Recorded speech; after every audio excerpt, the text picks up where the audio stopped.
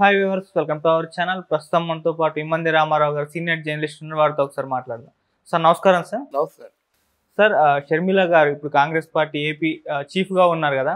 అయితే ఆమెకు కాంగ్రెస్ పార్టీలో ఉన్న సీనియర్లతో పడట్లేదు, వాళ్ళందరితో కూడా తగాదా పెట్టుకుందని చెప్పేసి వార్తలు వస్తున్నాయి. ఈవెన్ వాళ్ళు కూడా బయటకు వచ్చి మా మీద పెత్తనం చేస్తుంది, అసలు పార్టీ ఫండ్ నొక్కేసింది, ఇటువంటి ఆరోపణలు చేస్తున్నారు. సార్ అసలు ఏం జరుగుతుంది మరి ఏపీలో ఉన్న ఈ కాంగ్రెస్ పార్టీలో షర్మిల వర్సెస్ సీనియర్లు? ఇక్కడ షర్మిల గురించి కొంత చెప్పుకోవాలి. ఆవిడ రావడమే తెలంగాణలో కాంగ్రెస్ పార్టీ, తెలంగాణ వైఎస్ఆర్ తెలంగాణ పార్టీ అని చెప్పేసి పెట్టింది.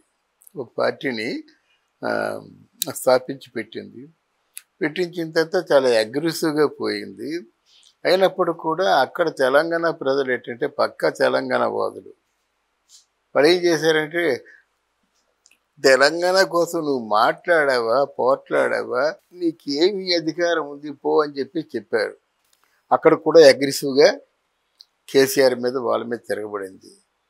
అలాగే కాంగ్రెస్ పార్టీలో ఉన్న రేవంత్ రెడ్డి మీద కూడా తిరగబడింది. తర్వాత ఇద్దరు కలిశారనుకోండి, విలీనం చేసిన తర్వాత షర్మిల రెడ్డి మొట్టమొదటి చేసిన తప్పు అది. తను పుట్టినీళ్ళు ఇక్కడ ఆంధ్రాలో, ఒకవేళ వచ్చినట్టయితే ఇక్కడ పెట్టాలి కానీ తమిళనాడులో పెట్టడం ఏంటని అందరితో విమర్శలు పాలైపోయింది. అయితే ఆంధ్ర రావడం చాలా అగ్రెసివ్గా వచ్చింది. రాహుల్ గాంధీ, సోనియా గాంధీ వీళ్ళందరూ దీవించడం, భర్త అనిల్ని కూడా దీవించడం, తర్వాత అసలు ప్రదేశ్ కాంగ్రెస్ కమిటీ అధ్యక్షుడు టోటల్ భారతదేశానికి ఆయన వీళ్ళందరూ మంచిగా చూశారు. వచ్చిన తర్వాత ఆవిడ సమస్యల గురించి పోరాటం జరిగింది మొదట్లో. తర్వాత ఏమైపోయింది, సమస్యలు పక్కన పెట్టేసి ఇంకా వ్యక్తుల గురించి ఆరాటం మొదలైంది. అది కూడా బ్యాలెన్స్గా ఉంటే బాగుండేది. నేను రాజశేఖర బిడ్డని అని చెప్పేసి అప్రస్తుతపు ప్రసంగాలు చాలా చేసింది. దానివల్ల ఏమిటా ఇది, మంచి స్పీకర్, నో డౌట్ మంచి స్పీకర్, తను చెప్పదలుచుకుంది సూటిగా చెబుతుంది. కానీ అపభ్రంశపు మాటలు మాట్లాడితే ఎవరు వింటారు? దాని తర్వాత సునీత ఇష్యూ ఎత్తుకుంది. ఒక హంతకుడిని ఒత్తాసు పలికి హంతకుడిని దాచుకున్నటువంటి వారికా మీరు ఓటేస్తారు, వారినా మీరు గెలిపిస్తారని చెప్పింది. మొట్టమొదటిసారిగా చేసిన తప్పు అది. నువ్వు కాంగ్రెస్ పార్టీలో విలీనం చేసిన తర్వాత కాంగ్రెస్ పార్టీని ఎలా పైకి తీసుకురావాలి, అది కోమా స్టేజ్లో ఉంది, పడుకుండిపోయారు.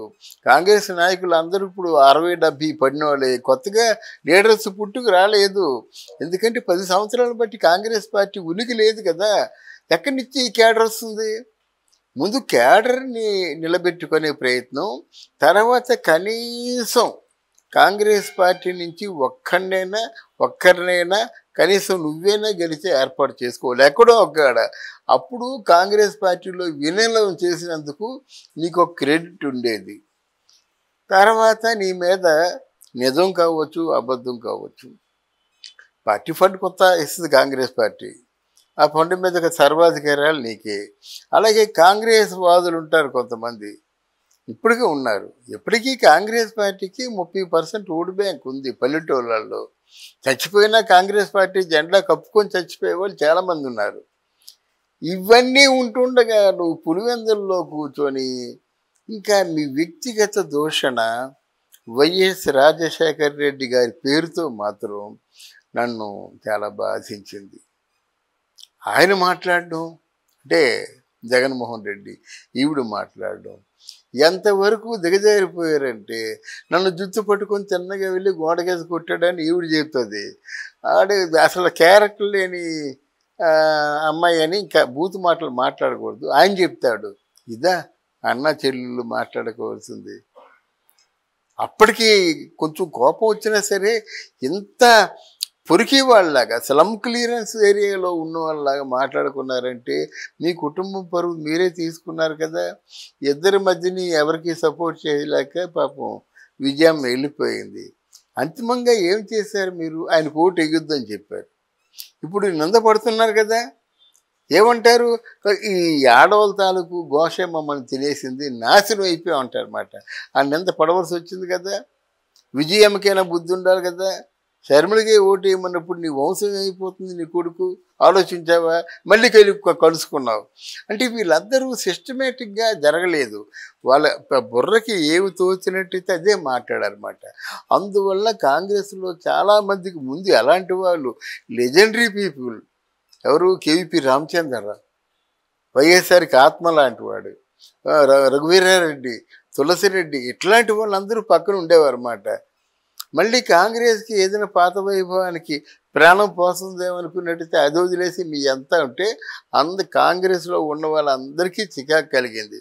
ఇవే నాకు పరిశీలకుడిగా చూసినట్టయితే ఎందుకు నీ రాజకీయాలు తండగా, ఏదో నీ భర్త సంపాదించాడు, నీ ఆస్తి ఉంది, ఆ ఆస్తిని వెనక్కి లాక్కో ఎవరికోలో పట్టుకొని రాజకీయాలకు లాభం లేదండి.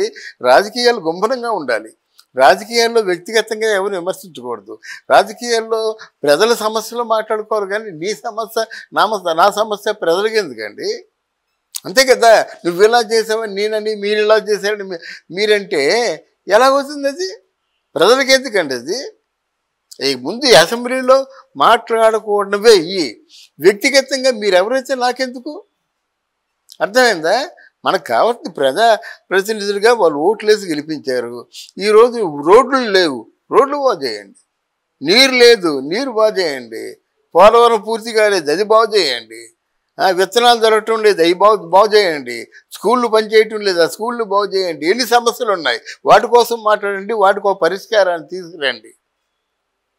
అటువంటి నైజం ఉన్నవాళ్ళే రాజకీయాల్లో పనికొస్తారు. కానీ ఈ షర్మిల్ని, శంకర పద్మం, ఇంకెవరో రాకేశ్వర రెడ్డి ఇలాంటి వాళ్ళు మాట్లాడితే వీళ్ళు కాదు, మొత్తం 5 కోట్ల మంది కూడా వద్దంటున్నారు, వెనక్కి పొమ్మంటున్నారు. నీలాంటి వాళ్ళ మాకు రాజకీయ నాయకులు, నీలాంటి వాళ్ళ కాంగ్రెస్ పార్టీకి అధ్యక్షులు అని తిప్పి కొడుతున్నారు అన్నమాట. తరిమి కొట్టే రోజు వస్తుంది, దాని ముందే ఆవిడ జాగ్రత్త పడితే మంచిది. అంటే సార్ కాంగ్రెస్ పార్టీ ఏపీలో పరిస్థితి చూసుకుంటే అసలు ఏమీ లేదు కదా, మరి దాన్ని నిలబెట్టాల్సిన బాధ్యత అయితే షర్మిల గారి పైన ఉంది. మొన్నే కదా అధ్యక్షురాలు, ఎందుకు అసలు టైం ఇస్తే నెక్స్ట్ ఎలక్షన్స్ నాటికన్నా తీసుకెళ్తుంది కదా. ఇంతలోపు ఎటువంటి విమర్శలు చేస్తే అంటే ఏ విధంగా పార్టీని మోపగలదంటారు? అవును, ఈవిడ తాలూకు క్యాలబర్ ఏమిటో తెలిసిపోతుంది కదండి. తొందరపడిపోయి అన్నయ్య ఇది అన్నా చెల్లెళ్ళ యుద్ధం లాగా ఉంది, కాంగ్రెస్ పార్టీ యుద్ధంలా లేదు కదా. చెప్పగలరా మీరు కాంగ్రెస్ పార్టీ తరఫున పోరాడిందని? మీకు అర్థమైందా? వ్యక్తిగత విషయాలు అదే నేను చెప్తున్నాను. వ్యక్తిగత విషయాలు మాకొద్దు, మీరు ఎవరైతే మాకేం కావాలా. ప్రజా సమస్యలు పరిష్కారం చేయండి, కనీసం ఒక్క సమస్యనైనా పరిష్కరించండి. ఇదే నా తాలూకు ఉద్దేశం, ఇదే నా తాలూకు నినాదం కూడా. 10 పనులు చేస్తూ ఉన్నారు, 5 పనులు సక్సెస్ఫుల్గా చేయండి. అదేది మానేసి అడ్డంగా ఉన్నాడు అన్నయ్య వాడు తాగుబోతూ తిరిగిపోతూ ఇంకేదో దుర్మార్గుడు నన్ను కొట్టాడు ఎందుకు? అదేమో అది వాయాడి నోరు పెట్టుకొని పడిపోతుంది అని చెప్పేసి ఆయన దాని క్యారెక్టర్ లేదు అనేది. అంటే షర్మిలారెడ్డినేమో షర్మిలా శాస్త్రి, ఈ మాటలు ఎందుకంటే ప్రజలకు అవసరం అండి. అందువలన ఈవిడు మాత్రం చెప్పాను కదా, కొన్నాళ్ళు ముందుగా చెప్తున్నాను, కొన్నాళ్ళు నువ్వు కాంగ్రెస్ పార్టీ అంటే పార్టీ ఆఫీసు మెట్లు ఎక్కొద్దని తరిమినా సందేహం లేదు.